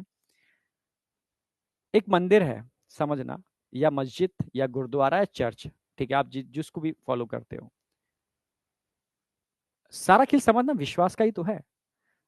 सारा खेल विश्वास का है। जैसे अगर मैं पर डे मंदिर जाता हूँ, ठीक है, और रुद्राभिषेक करता हूँ, मानो, ठीक है, तो मेरा जो फेथ होगा, बिलीफ होगा, ये होगा कि मेरे संग कुछ अनर्थ हो ही नहीं सकता, क्योंकि मैं शिव की मतलब आराधना करता हूँ, रुद्राभिषेक पर डे करता हूँ, तो मेरा जोश का लेवल अलग ही होगा। सिर्फ किससे? थॉट प्रोसेस, समझना मेरी बात। उस मंदिर में कोई ऐसा थोड़ी ना, मैं गया तो मुझे कुछ ऐसे वरदान मिल गया, मैं एकदम बस मेरा कनेक्शन है, मेरा जुड़ाव हो गया कि अगर मैं ऐसा करूंगा तो मेरे संग कुछ गलत नहीं हो सकता, ठीक है, समझना मेरी बात। ये जैसे कोई भी चीज हो, ठीक है, आप कहीं से भी कनेक्ट कर लो, अपने को जोड़ लो कि मैं ऐसा करूंगा तो मेरा सिलेक्शन होके ही रहेगा। तो ये जिद अगर आपके अंदर आ गई तो चीजें हो जाएंगी, ठीक है, जो समझना मेरी बात। तो सारा खेल है, मतलब मैं बताऊं, सब कुछ यहीं पर ही अंदर ही है इसके, ठीक है। सिलेक्शन होगा नहीं होगा ये आप पे डिपेंड करता है, ठीक है। टीचर तो सबको कंटेंट बराबर दे रहा है। ये मैं ऑफलाइन में भी कहता था कि यार तुम इतने सारे बच्चे हो, सबको मैंने एक जैसा पढ़ाया, पर दिल्ली एम्स में 4 ही क्यों पहुंचे, रिमेनिंग क्यों नहीं पहुंचे? डिपेंड करता था कि आपका विश्वास कितना था। मेरा विश्वास है, मैं जाता हूँ और दूर से शिव के दर्शन करता हूँ और बस तृप्त हो जाता हूँ। और एक पुजारी जो शिव के पास ही बैठा है, ठीक है, समझ लेना मतलब मेरी बात। तो उस, अब वो उसका रोजगार है, काम है, रोज जाके कराना, सबका प्रसाद चढ़ाना, ठीक है, एक्स वाई जेड, तो उसका कनेक्शन नहीं हो पाएगा, ठीक है। तो डिपेंड करता है कि आप किस तरीके से जुड़ाव पैदा करते हो, कनेक्ट करते हो अपने को, ठीक है, कितना विश्वास करते हो, सबसे इंपॉर्टेंट चीज, ठीक है। तो विश्वास सबसे इंपॉर्टेंट होता है। अगर आपने विश्वास कर लिया, कहते हैं ना, मन के हारे हार है और मन के जीते जीत, तो सारा खेल यहाँ है, इंटरनल, ठीक है। तो इंटरनल पॉजिटिव रहो, ठीक है। इंटरनल ये कभी मत सोचना कि मेरा सिलेक्शन नहीं हो सकता। इंटरनल हमेशा दिमाग में रखना कि इस साल एक सीट मेरी है, हर कीमत पर, और अपना 100% दूंगा मैं, और स्ट्रेटजी में कमी नहीं आने दूंगा, ठीक है। मैं रोज स्ट्रेटजी लेकर के तो कोई वीडियो बनाता नहीं है, क्योंकि मुझे तो बेवकूफ़ी लगती है, ठीक है, जो यूट्यूबर्स करते हैं लोग, ठीक है। मैं जो भी बताता हूँ आपको बेटा एकदम तरीके से बताता हूँ, जब भी बताऊंगा आपको तरीके से बताता हूँ, आप समझते भी होगे। और वो बेवकूफ होते हैं जो रोज मोटिवेट होते हैं, एक्चुअल में वो होते ही नहीं है कुछ भी, जिनको रोज मोटिवेशन की जरूरत पड़ती है ना वो कभी मोटिवेट होंगे ही नहीं, कोई मतलब ही नहीं है। तो यहाँ तक समझ में आ गया होगा, आप थोड़ा समझ लो, आज का टारगेट भी पूरा करना है। तुम बातें छीट दी तुमने आज थोड़ा सा, इसलिए। तो पोर बेयरर, ठीक है, पोर बेयरर का मतलब होता है जो पोर को धारण करते हैं, समझ रहे हो ना? पौरी फेरा, पोर बेयरर, समझे या नहीं समझे, ठीक है। अब इनका हैबिटेट क्या होता है, कहाँ रहते हैं? ऐसे में हर फाइलम में, आज पहले फाइलम में टाइम लगता है, फिर तो दर दर दर सारे फाइलम होते चले जाते हैं, समझना होता है इनका हैबिटेट क्या होता है, मतलब कहाँ रहते हैं। आप समझ रहे हो? तो ये सारे के सारे समुद्री जल में मिलते हैं, पर कुछ फ्रेश वाटर में भी मिलते हैं, ठीक है। और सारे के सारे सिसाइल होते हैं, अटैच विद सॉलिड सरफेस। तो तीन बातें इसकी ध्यान रखनी है आपको, अगर मैं हैबिटेट की बात करूंगा, मोस्टली मरीन, तीन बातें, मोस्टली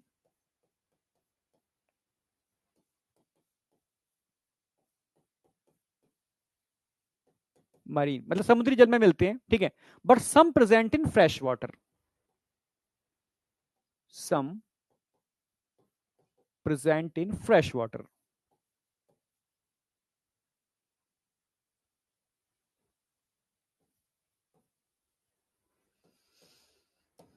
ठीक है, जैसे स्पॉन्जेला, फ्रेश वाटर का बड़ा अच्छा एग्जांपल है स्पॉन्जेला।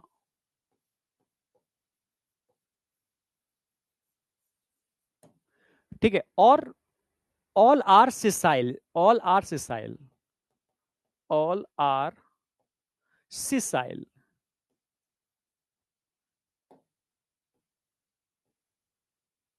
Sessile,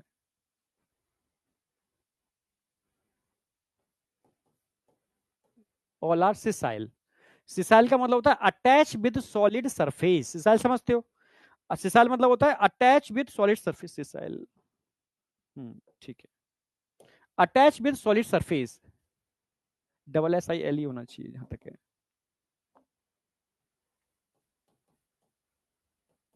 attach with solid surface,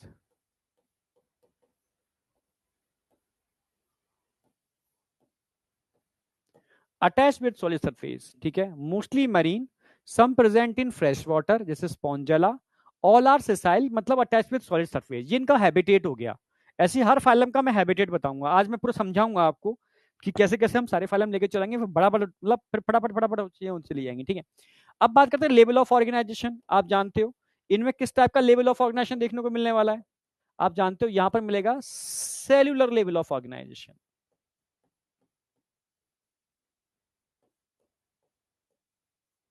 symmetry बताओ, सिमिट्री मैंने बताया था मोस्टली, मोस्टली एसिमेट्रिकल होते हैं but some show radial symmetry,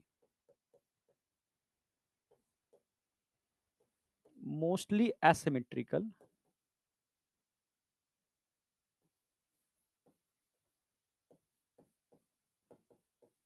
but some radial symmetry.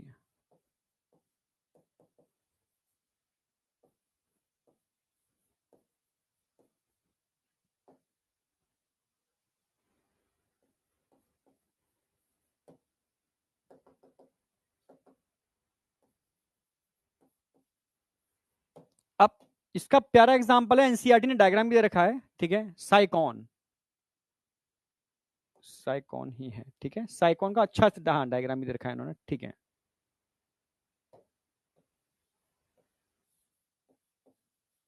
साइकॉन के अंदर रेडियल सिमिट्री मिलती है और सबके अंदर एसिमेट्रिकल कंडीशन मिलती है। जर्म लेयर आपसे पूछे तो क्या बताओगे, जरा बताओ जर्म लेयर क्या बताओगे? जर्म लेयर यहां होते ही नहीं है, एब्सेंट, क्योंकि डिप्लोब्लास्टिक कंडीशन स्टार्ट कहां से हुई थी, सीलन टेटा और टीनोफोरा के अंदर, coelom absent, acoelomate.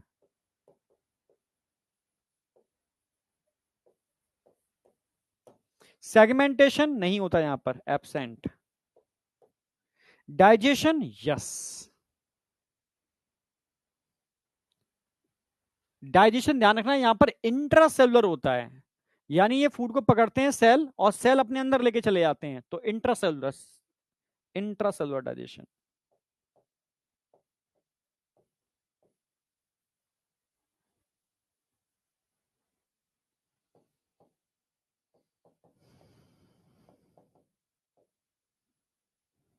With in cell. अच्छा, इसमें स्केलेटन होता है, यस, स्केलेटन मतलब है कंकाली तंत्र, इसमें स्पिक्यूल्स होते हैं, ठीक है, कांटे और स्पॉन्जिन फाइबर जो इसका स्केलेटन बनाते हैं, ठीक है, skeleton form by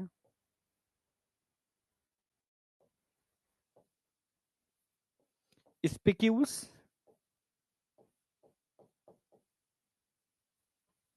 and spongin fibre.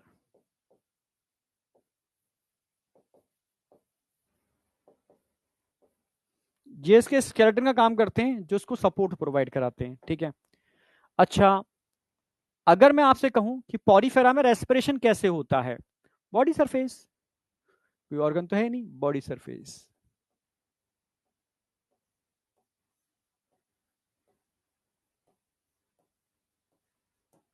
Excretion, ये भी बॉडी सरफेस से ही होगा। नर्वस सिस्टम अभी यहां पर एब्सेंट होगा। रिप्रोडक्शन, ये बहुत इंपॉर्टेंट है, ठीक है, क्योंकि नर्वस सिस्टम सिलेंट्रेटा में पहली बार डेवलप हुआ था, इसके बाद डेवलप होगा, अभी नहीं है, ठीक है। एब्सेंट लिख देता हूं। अब रिप्रोडक्शन ये इंपॉर्टेंट है, ठीक है। अगर मैं रिप्रोडक्शन की बात करूंगा तो ध्यान रखना है आपको, यहां सेक्सुअल भी होता है और एसेक्सुअल भी होता है। सेक्सुअल भी होता है, एसेक्सुअल भी होता है। दोनों टाइप का रिप्रोडक्शन देखने को मिलेगा, सेक्सुअल भी और एसेक्सुअल भी, ठीक है। और जहां पर सेक्सुअल होगा मतलब दो अलग अलग गैमीट आपस में फ्यूज करेंगे, मतलब उसमें फर्टिलाइजेशन होगा। तो जब भी सेक्सुअल की बात आएगी तो पूछा जाएगा फर्टिलाइजेशन इंटरनल होता है एक्सटर्नल। जब भी सेक्सुअल की बात आएगी तो फर्टिलाइजेशन जरूर पूछेगा, फर्टिलाइजेशन।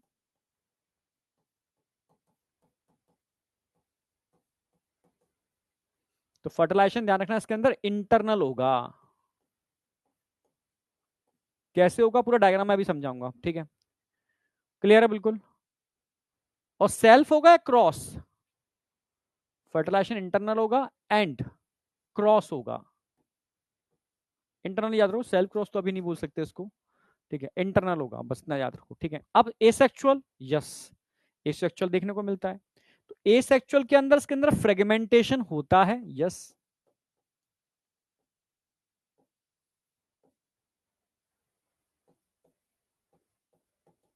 यानी रीजनरेशन पावर होती है इसके अंदर।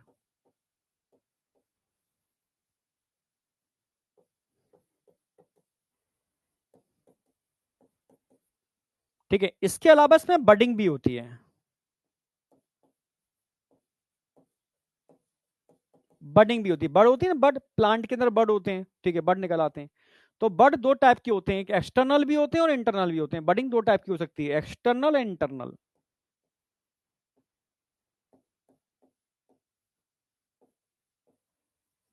और एक इंटरनल बडिंग भी होती है, यस। अब ये नई बात आ गई, इंटरनल बडिंग क्या है। जैसे मानो ये स्पॉन्ज है, ठीक है, इसमें एक बड निकला, ये बड निकली, ये बड निकली, ये एक्सटर्नल बडिंग हो गई, ये एक्सटर्नल बडिंग हो गई। पर अंदर अगर कोई बड बन जाए तो इसको इंटरनल बडिंग कहते हैं। अब इंटरनल बडिंग हर किसी के अंदर नहीं बनती, ये सिर्फ इंटरनल बडिंग कहां प्रेजेंट होगी, क्या बोलते हैं इंटरनल बड को, इसको बोलते हैं जेम्यूल।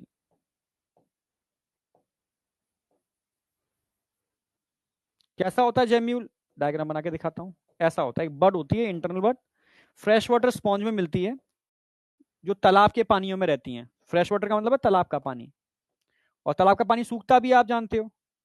तो जब तालाब का पानी सूखेगा तब ये इंटरनल बड ही फेवरेबल कंडीशन में एक नई स्पॉन्ज को बनाने का काम करती हैं। ये जेम्यूल है, इसके अंदर होते हैं बहुत सारे सेल्स जिनसे कई स्पॉन्ज बन सकते हैं बीज की तरह। ये इंटरनल बड होती है, तो जेम्यूल बोलते हैं। कहां प्रेजेंट होगी, present in fresh water,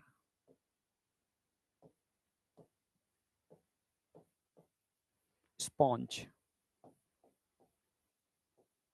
example बताओ फ्रेश वाटर स्पॉन्ज का, अभी बताया था मैंने। फ्रेश वाटर स्पॉन्ज का एग्जाम्पल बताओ, फ्रेश वाटर स्पॉन्ज का एग्जाम्पल स्पॉन्जेला, बिल्कुल सही।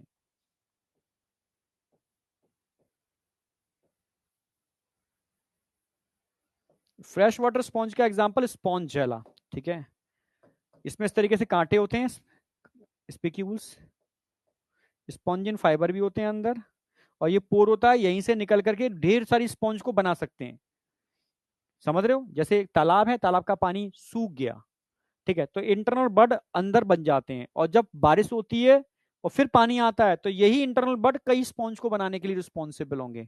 तो इंटरनल बड ओनली फ्रेश वाटर स्पॉन्ज में मिलते हैं, ये तो बात बाकी की तो एक्सटर्नल बट मिलती है। एक्सटर्नल बट तो समझते ही हो, जैसे मानो स्पॉन्ज है।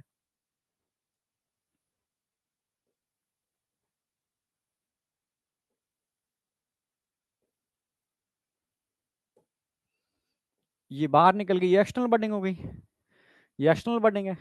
ठीक है, तो ये समझ में आ गया होगा। अब बात आती है डेवलपमेंट। डेवलपमेंट का मतलब है जब फर्टिलाइजेशन होगा तो किसी किसी में लार्वा देखने को मिलता है, किसी किसी में डायरेक्ट एडल्ट बनता है, लार्वा नहीं बनता। तो अगर लार्वा के थ्रू एडल्ट बन रहा है तो इनडायरेक्ट हो गया, डायरेक्ट एडल्ट बन रहा है तो डायरेक्ट डेवलपमेंट हो गया। तो डेवलपमेंट यहां पर डायरेक्ट होगा इनडायरेक्ट, तो ध्यान रखना इनडायरेक्ट, मोस्टली इनडायरेक्ट ही मिलेगा अभी स्टार्टिंग में, इनडायरेक्ट डेवलपमेंट होगा, इन डायरेक्ट। क्यों? क्योंकि लार्वा प्रेजेंट होगा, लार्वा प्रेजेंट है। अगर लार्वा प्रेजेंट होगा तो इनडायरेक्ट, और लार्वा नहीं है तो डायरेक्ट डेवलपमेंट। तो ये सारे पॉइंट मैंने कवर कर दिए और यही पॉइंट मैं रिपीट करने वाला हूं हर फाइलम के अंदर। तो अब ये हर फाइलम में मेरी स्ट्रेटजी क्या रहेगी मैं तुम्हें बता दूं। पहले तो हर फाइलम के अंदर पहले मैं बेसिक पॉइंट सारे फाइलम के कराऊंगा, पहला।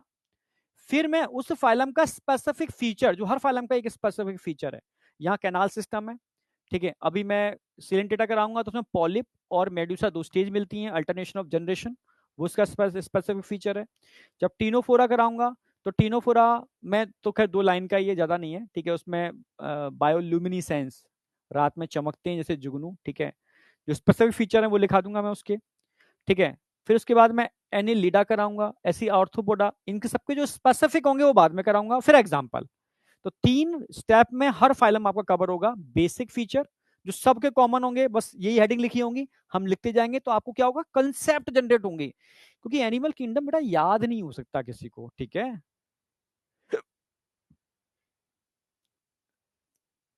ठीक है, लार्वा का मतलब, अरे यार कौन है ये, ठीक है, नाम नहीं लूंगा, तुम ना, तो मैं नाम से भी एक बात ध्यान रखना, ठीक है। कोई कहे तो सर आपने मेरी बेइज्जती कर दी, या कोई कहे कि सर आपने उसकी बेइज्जती कर दी। तुम ये बताओ तुम्हारी इज्जत अब कब से आ गई? यही तो उम्र होती है जब कोई इज्जत इज्जत नहीं होती, समझ रहे हो? हाँ, तो बेइज्जती कहाँ से होगी? बेइज्जती तब होती है जब इज्जत होती है। तुम्हारी इज्जत कहाँ है? इज्जत बनाने पड़ती है। बेइज्जती उनकी होती है जिनकी इज्जत होती है, समझ रहे हो? और इज्जत ऐसे नहीं बनती, इज्जत बनाने के लिए बहुत पापड़ बेलने पड़ते हैं बेटा, यस, तब वो चीज बनती है। समझ रहे हो? समाज के लिए, सबके लिए कुछ करना पड़ेगा आपको, परिवार के लिए, रिश्तेदारों के लिए, ठीक है, गरीबों के लिए, तब आप अपनी वो इज्जत बनाते हो अपने चरित्र के अंदर, ठीक है, अपने आचरण के अंदर, तब जाकर के वो इज्जत बनती है। तब कोई उस उछाले तब कहोगे बेइज्जती, तुम्हारी कहाँ से इज्जत बन गई अभी? समझ रहे हो ना? पहले पढ़ाई करो, सेलेक्ट हो, ठीक है, तब ये इज्जत और बेइज्जती की बातें करना। वो कल 2 बच्चे थे ना, हाँ, एक बच्ची थी, एक बच्चा बच्चा था वो, ठीक है। हाँ, जैम्यूल इंटरनल बड का नाम है। कोई डाउट? चलो बैक स्लाइड, यहाँ खत्म होता है ये वाला, ठीक है, ये तो नोट कर लेना तुम। अब बात करते हैं कैनाल सिस्टम। यस, बहुत इंपॉर्टेंट फीचर है कैनाल सिस्टम, क्योंकि इस पर क्वेश्चन आता है। टाइम है अभी तो इस पर क्वेश्चन आता है। क्या क्वेश्चन आता है? मैं डायग्राम बना के ही समझाऊंगा इसको।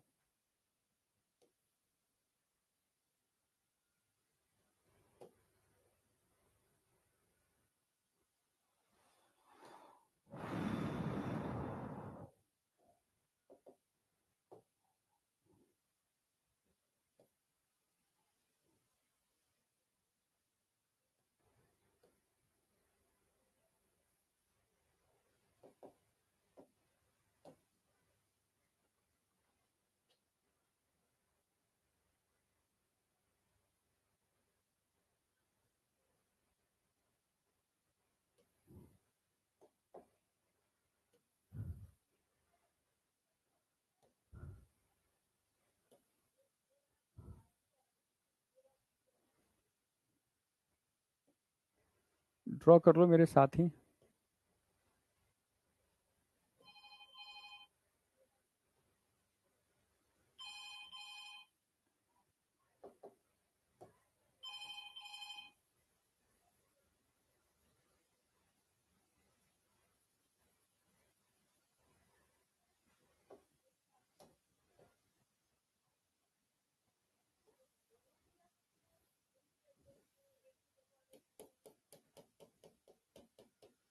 देखो स्पॉन्ज होते हैं सिसाइल होते हैं, अटैच विद सॉलिड सरफेस से जुड़े हुए होते हैं। ठीक है, अब अगर इसमें बात करूं तो यहां पर होता है,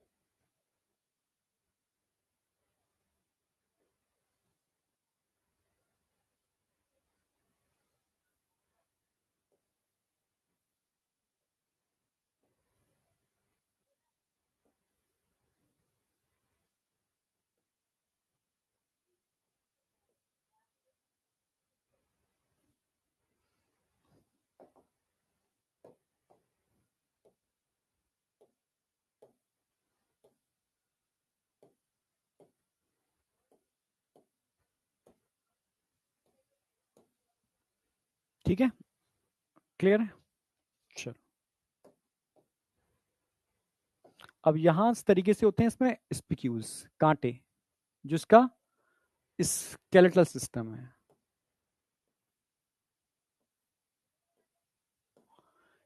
इसके अलावा यहां पर आपको स्पॉन्जिन फाइबर भी मिल जाएंगे इसी के अंदर, इसी में स्पॉन्जिन फाइबर भरे होते हैं।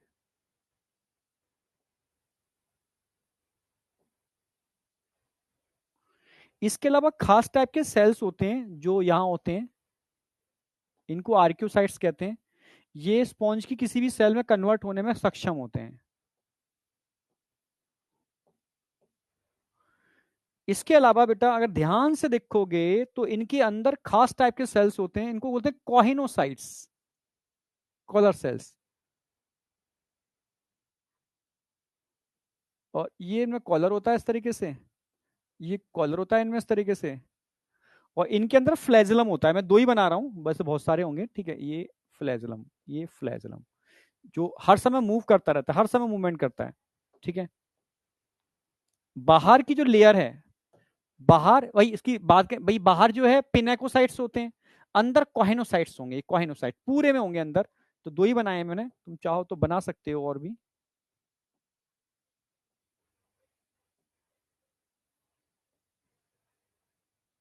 तो एक कॉलर होता है इनमें इस तरीके से, कॉलर सेल।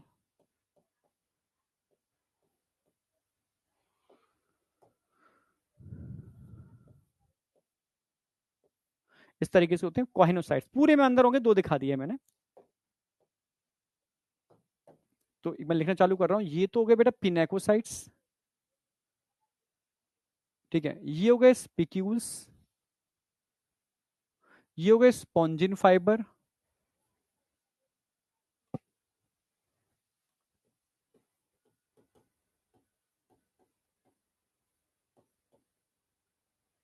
और ये अंदर वाले सेल जो है ना वो कॉहेनोसाइट्स हैं। ये बाहर की लेयर होगी पिनेको, अंदर होगी कॉहेनोसाइट्स।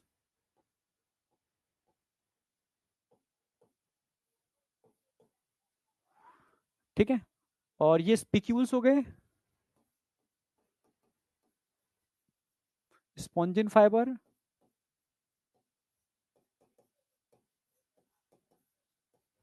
और ये दोनों मिलकर क्या बनाते हैं, इसका स्केलेटन।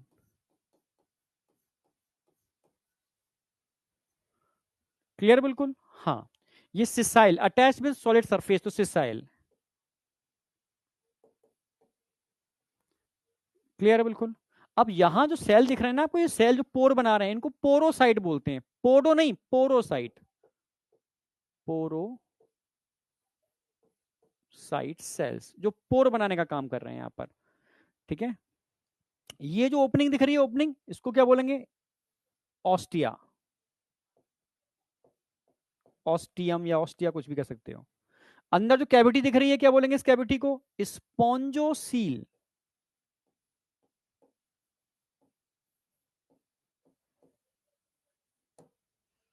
ठीक है, और ये जो दिख रहा है आपको, जो ऊपर का माउथ दिख रहा है, क्या बोलेंगे इसको, ऑस्कुलम।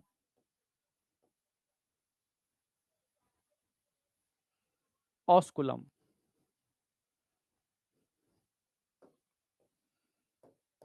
तो ऑस्टियम से भाई पानी कहां से एंटर करेगा तुम बताओ? अगर मैं वाटर की एंट्री की बात करूं तो वाटर कहां से, वाटर यहां से होता हुआ, वाटर यहां से होता हुआ अंदर जाएगा। आज फ्लैजिलेटेड सेल वाटर को कहां पहुंचाएंगे? बाहर। तो यहां से होता हुआ, यहां से होता हुआ बाहर जाएगा।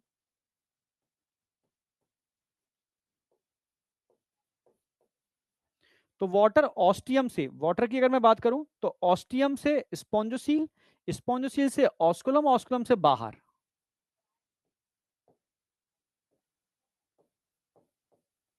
तो कैनाल सिस्टम बन गया ना। इस कैनाल सिस्टम के थ्रू वाटर क्या कर रहा है? घूम रहा है, अंदर आ गया। और वाटर करंट कौन बना रहा है? ये सेल बना रहे हैं। क्या बोलेंगे इनको? कोहेनोसाइट या कॉलर सेल भी कह सकते हो।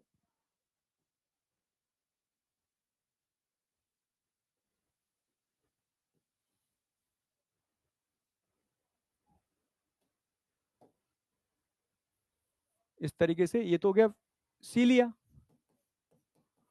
ये छोटे छोटे माइक्रोविलाई होते हैं, कॉलर होता है।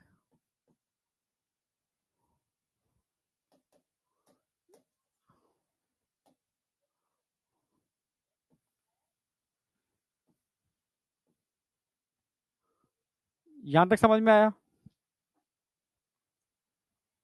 हम्म, ठीक है। ये सेल हो गई पूरी, न्यूक्लियस होगा इसका इसके अंदर। इसको बोलते हैं कोहेनोसाइट्स,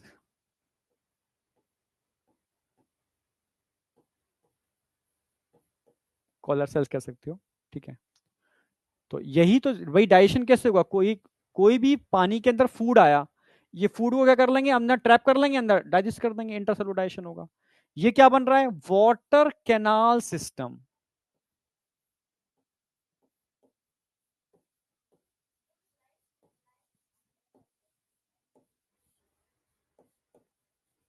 वाटर कैनाल सिस्टम।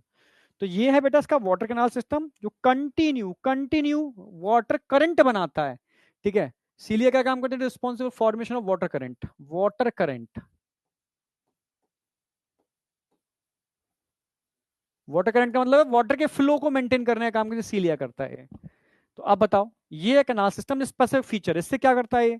भाई वाटर कैनाल सिस्टम की वजह से कंटिन्यू वाटर मूव करेगा, वाटर के मूवमेंट से वाटर में मिलने वाली ऑक्सीजन को यूटिलाइज कर लेंगे, एक्सक्रीटरी सिस्टम इससे बाहर निकाल देंगे। ठीक है।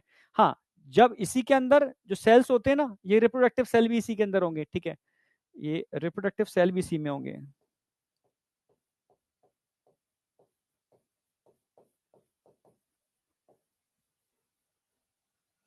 रिप्रोडक्टिव सेल भी इसी में होंगे। और रिप्रोडक्टिव सेल की बात की जाए तो ये एक बात बहुत इंपॉर्टेंट बात है, समझनी होगी आपको। ठीक है। इसमें जो रिप्रोडक्शन होता है सेक्सुअल होगा। एक चीज और ऐड करनी है मुझे। तो मेल और फीमेल सेल एक ही में होते हैं।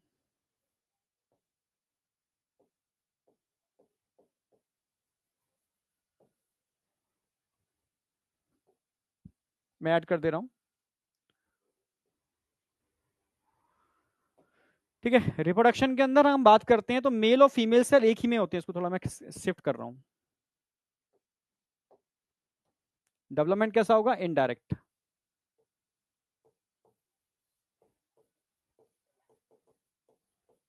क्योंकि लार्वा प्रेजेंट होगा।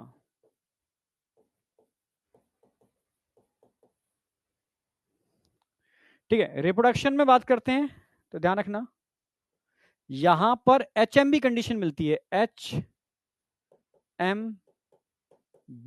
ये मत भूलना, ये ट्रिक है मेरी। HMB, HMB का मतलब है ये हर्माफ्रोडाइट कह सकते हो इनको।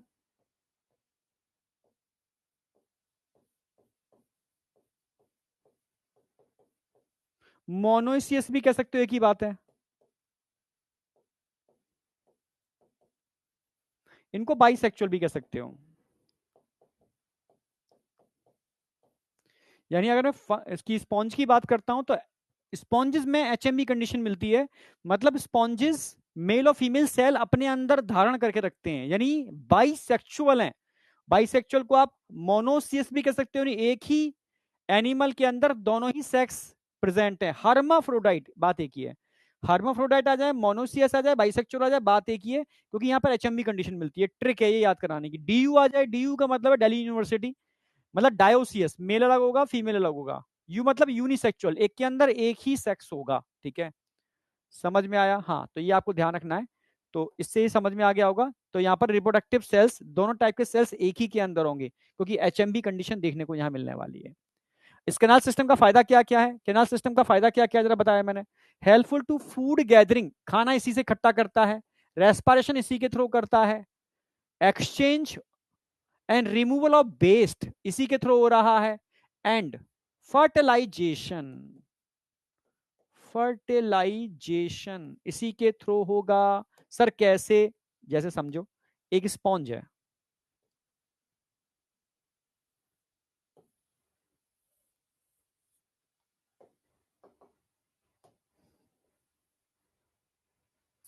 ये स्पर्म रिलीज कर रहे हैं, ये सेल्स हैं,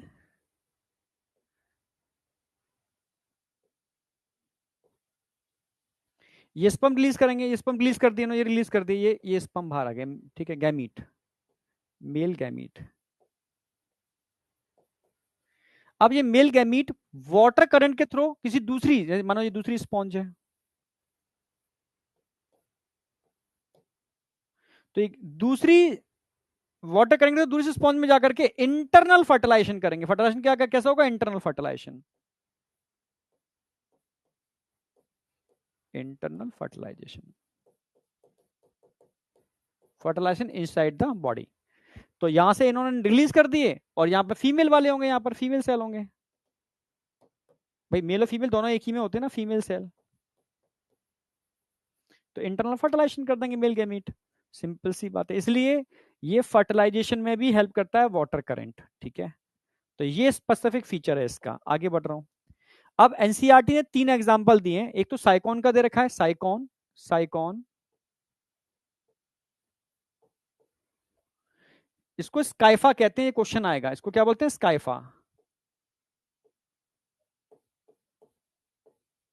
इसमें रेडियल सिमेट्री होती है,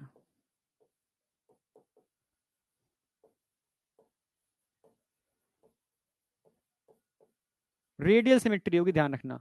जबकि इसको हम बोलेंगे बेटा स्पॉन्जेला, नहीं नहीं, यू स्पॉन्जिया, स्पॉन्जेला तो ये हो गई, ये होगी स्पॉन्जेला, और ये हो गई यू स्पॉन्जिया। इन दोनों के अंदर बोथ आर एसिमेट्रिकल, ए,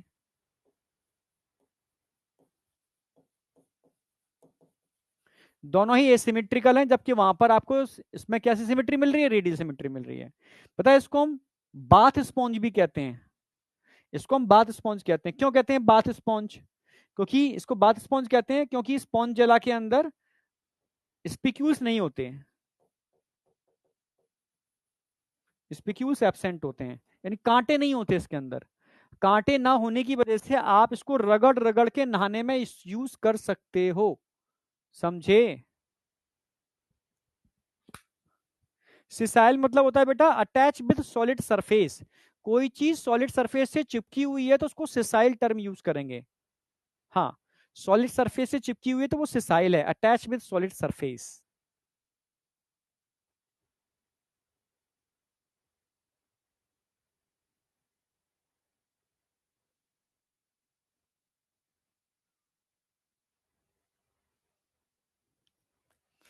नहीं बेटा, नाम किसी का नहीं, ठीक है, कोई नहीं, ठीक है, बच्चे हैं ना, इसी बात के बच्चे हैं, इतनी तो बात उन बच्चों की वजह से तो तुम इतनी बात कह पाया मैं आज तुमसे, ठीक है, और बच्चे नहीं बोलते मुझसे, ठीक है, तो मैं आज इतनी बात कह भी नहीं पाता।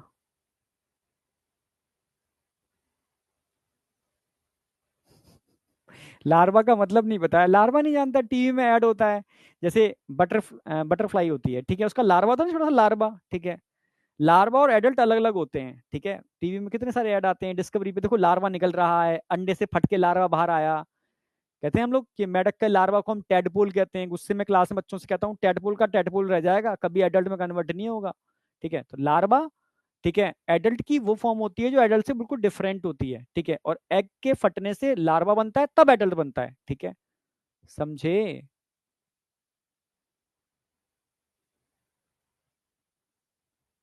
सर आई एक्सरसाइज बहुत हेल्प हुआ, थैंक्स।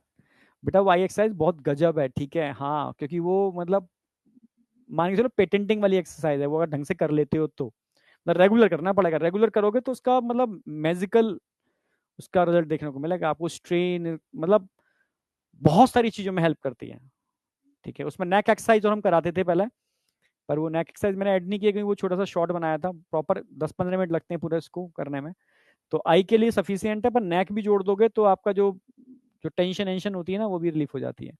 बीएमएस, चलो। तो एक फाइलम मेरा आज खत्म हुआ अच्छे तरीके से, मतलब तरीके से मैंने कराया है। अब सब सिंपल हो जाएगा। अब हर फाइलम के अंदर मैं यही करने वाला हूं, जैसे सीलेंट रेटा, सारे वही पॉइंट रिपीट करूंगा, सारे वही पॉइंट रिपीट करूंगा, स्पेसिफिक फीचर बताऊंगा और सीधा मैं एग्जाम्पल पर आ जाऊंगा। सेम, समझ गए ना मेरी बात, सीधा एग्जाम्पल पर।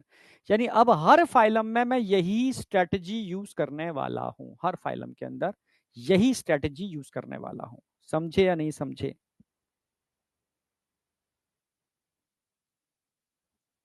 करें स्टार्ट?